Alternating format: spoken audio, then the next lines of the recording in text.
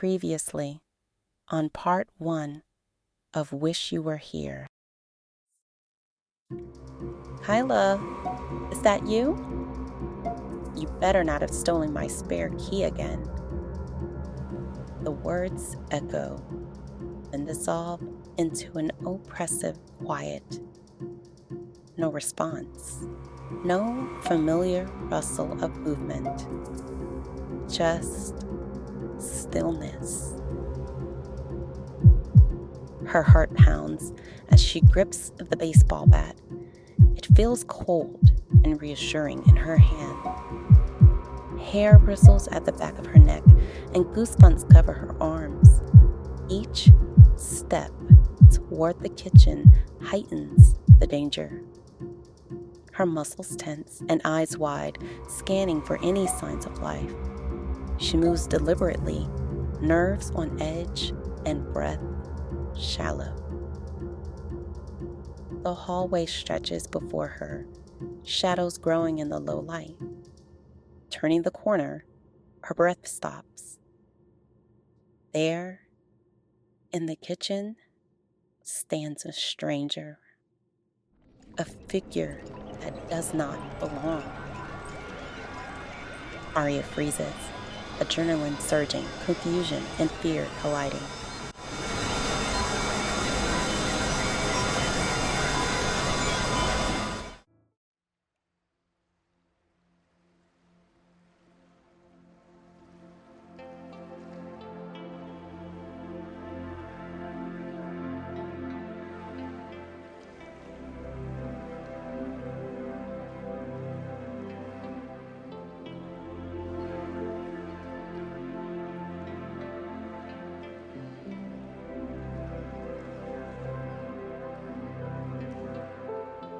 Welcome back to Short Stories and More, where we read to you our most feel-good stories.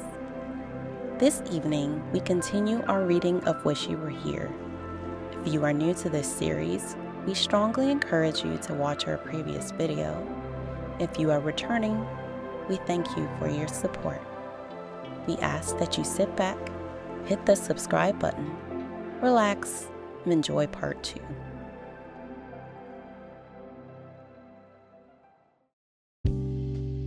A dark-haired stranger claims her kitchen, his towering 6'2" frame, commanding the space as he moves with unsettling confidence.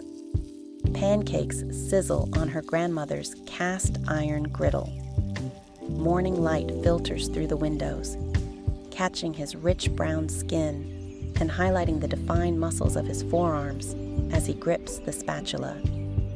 Each purposeful movement of his athletic frame suggests he belongs, though she's never met him. His well-groomed beard frames a strong jawline and full lips, while expressive eyes remain focused on his task.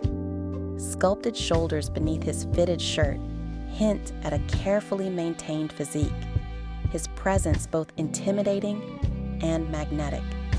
He navigates her home as if he's done this 1,000 times before, his natural charm clashing with his status as an intruder. Aria cautiously observes him from head to toe, her hands slightly trembling as tension builds inside her. She struggles to comprehend his presence. Good morning, Aria. His deep, calm voice resonates with unexpected warmth. Her stomach tightens with fear and fascination at the sound of her name out of his mouth. "Who are you?" Aria demands, gripping the bat tighter. "And how did you get in here?" He turns, smiling. You invited me, silly. What? She sputters. "I would never... Wait. Did I let you in?" Last night. You don't remember? "Obviously not." Her voice pitches higher. "Explain yourself." He points to the board. Take a good look. Aria glances at it, then back at him. Her knees wobble. Unreal. The word barely leaves her lips before she faints.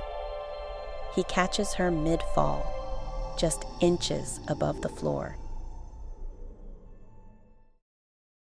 Gradually, the darkness lifts, allowing Aria to discern her surroundings. Her eyes flutter open to find him sitting on the armchair, holding out a glass of water. I think you need nourishment. He says with a grin. No, Aria mutters, massaging her temples. I need clarity and some salt, sage, or crystals. This feels very much like a scene straight out of Oz.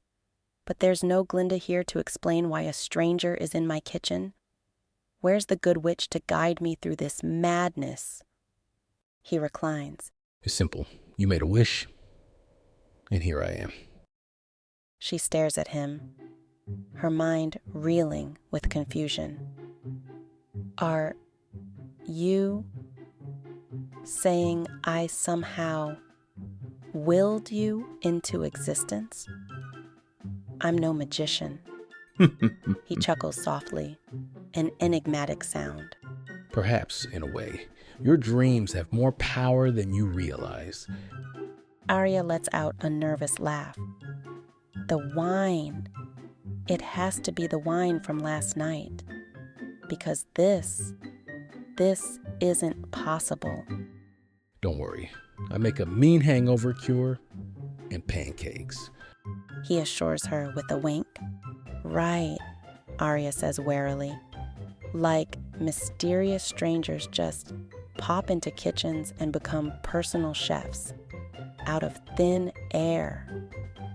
Her skepticism falters as the aroma of breakfast makes her stomach growl traitorously. He narrows his gaze at the sound.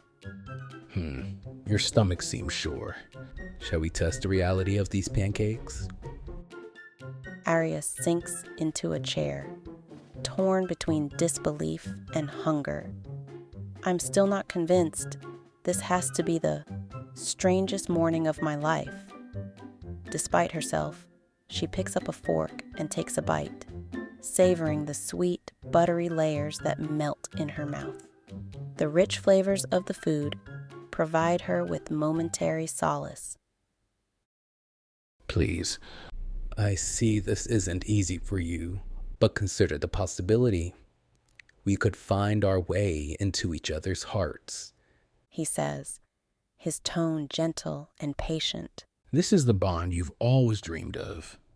Something truly special. Aria wavers between her qualms and the truth of his words. She backs away, grabbing her coat. I need space. To clear my head.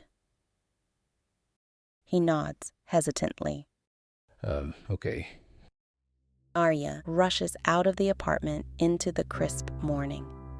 Bracing against the chill, she paces the sidewalk, her thoughts spilling out in an endless stream of whispers.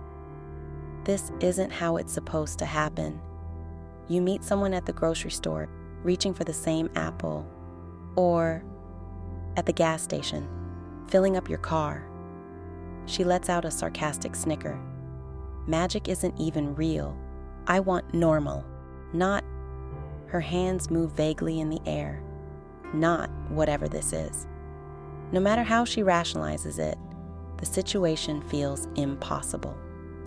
Her mind drifts back to New Year's Eve, the carefully painted picture, her hand clutching the pen, and that reckless wish at midnight. How is this my life right now? She asks aloud. A jogger passes by, giving her a concerned look. She waves him off, muttering to herself, "Get it together." She walks home, still without a resolution. Anxious, she climbs the stairs to her door. When she opens it, there he is, waiting like a loyal puppy. The sight of him, bright-eyed and expectant by the doorway, only deepens her doubt. Loyalty, another trait mocking her from the vision board. She snatches it up, unable to endure its silent accusation. "I can't look at this anymore," she says, shoving the board into the closet. She closes it and thinks, if only I could lock him in there too. The notion is fleeting but satisfying. She turns, folds her arms, and says, "Why don't you just leave?" His smile disappears. I can't. I'm your wish. She slumps onto the couch. "What am I supposed to do with you?" He sits across from her, his expression steady. I'm exactly what you need. The weight of her wish settles between them, unresolved. Watching her like this stirs his compassion, filling him with a need to help, even if she never chooses him. He pauses before asking, How did you make the wish? Aria freezes, her thoughts racing back to that night. She can almost feel the cool stem of the wine glass in one hand and the solid grip of the pen in the other. That's it. The pen. It's the key. A surge of energy courses through her. She bolts upright, newfound determination rushing through her. The pen!